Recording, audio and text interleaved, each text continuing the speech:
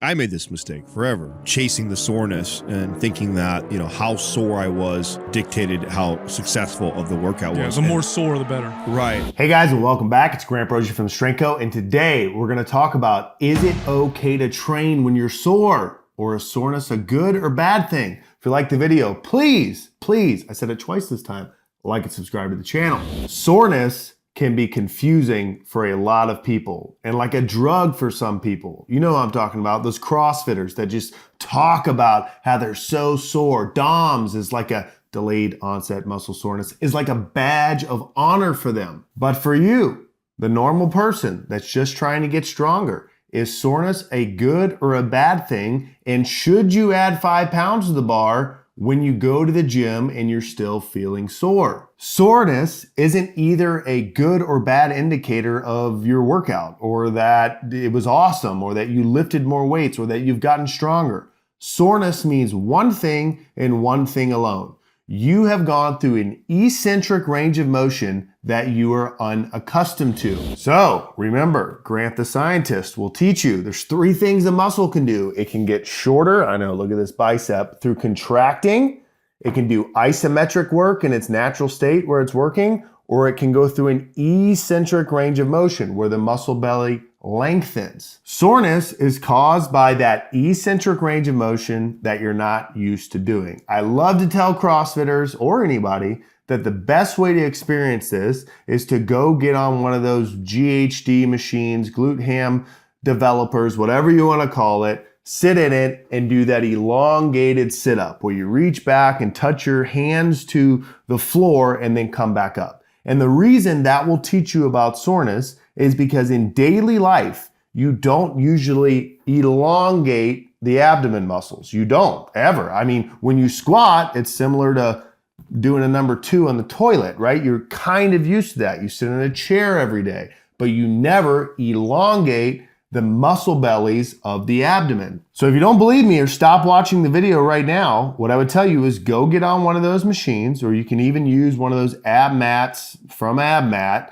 where it elongates your abdomen muscle bellies, and do 10 reps. 10 reps, that's it. Just do 10 reps, and the next day you will be so sore in the belly that every time you laugh, you will be in pain every single time. That doesn't mean that those 10 reps you did gave you a 6-pack of abs. No, it just means that, wow, I am so unaccustomed to this, I am now in pain. So when you start training, you're gonna feel some soreness. The first time you go in and squat, you have to ride that bar down. You sit your butt back, your hamstrings lengthen, your quads lengthen. You do an eccentric range of motion. You come up, and that will produce soreness because you're not used to it. When you bench press and unrack the bar and pull it down to your chest, eccentric range of motion happening once again, under load, and you press it up, you're going to experience soreness. Presses and deadlifts,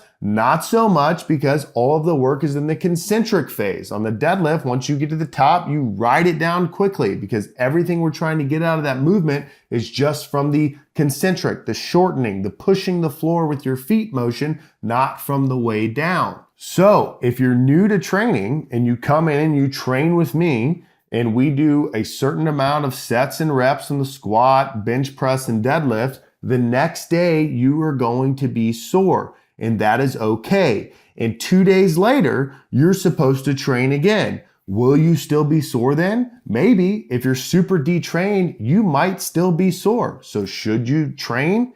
Yes. Soreness is an inflammatory response to you working your muscles. And if you train day 1 and you're detrained, and the weight was light, and your coach was intelligent, or you follow this YouTube channel and you know what you're doing, you didn't overdo it, you can be sore, go train anyway, and add 5 pounds. And realize that soreness is not an indication of a good workout, although it may be a good one, but soreness is just telling you that, hey, you're doing something that you're not used to. As you do this and build consistency, all of a sudden, this will all make sense to you. You will do the GHD thing and go, oh, Grant was right about eccentric range of motion. Then you will work out 6 times in a row and add 5 pounds, and you'll be like, wait a minute, why was I more sore from squatting 100 pounds from 3 sets of 5 day 1 than I am squatting 135 pounds for 3 sets of 5 on day 6, 7, I don't know, however fast you're going up in weight.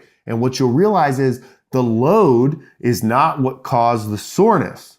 What caused the soreness was the new movement. So what should you do? Well, you should train consistently, and you should also be intelligent when you take time off. When you take time off and you come back to the gym, even if you're strong, you've built your squat and your deadlift up, you need to have the understanding of, oh, I'm probably going to feel something after this. You also need to realize that volume, particularly after you've been training for a while, is what exasperates this. So right now, let's say you're a squatter and you can squat 315 for 5. If you decide out of nowhere that you're going to follow some crazy fitness program and do 200 body weight squats, even though you can squat 315 for 5, and you do 200 body weight squats, you are going to be sore as all get out. You're not going to be able to get out of a chair, get out of bed without thinking about those 200 air squats. What's more productive? The 315 by 5 or the 200 air squats? Well, when it comes to building strength, obviously the 315 for 5.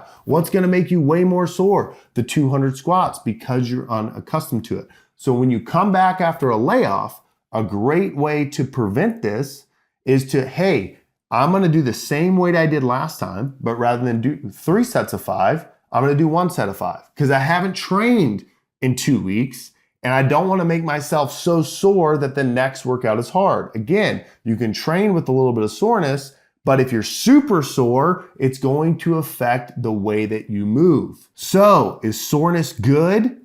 No. Is soreness bad? Also no. It's just an indicator that you did something that you don't usually do. So don't use soreness as an excuse to say, I'm not going to train yet. I trained Monday, it's Wednesday, and I'm still sore. No. Go get under the bar. At the same time, don't be stupid and go and try and do some ridiculous amount of repetitions of a movement that you haven't usually done, because then you're going to be all inflamed to all get out and you're not going to be able to train. So soreness, you need to understand, happens from eccentric range of motion, and it's an indicator of what's happening, and it's not a detractor of what you're supposed to do. Go get under the bar and train. Hope this video helps. If it does, please like and subscribe to the channel. We'll see you next time.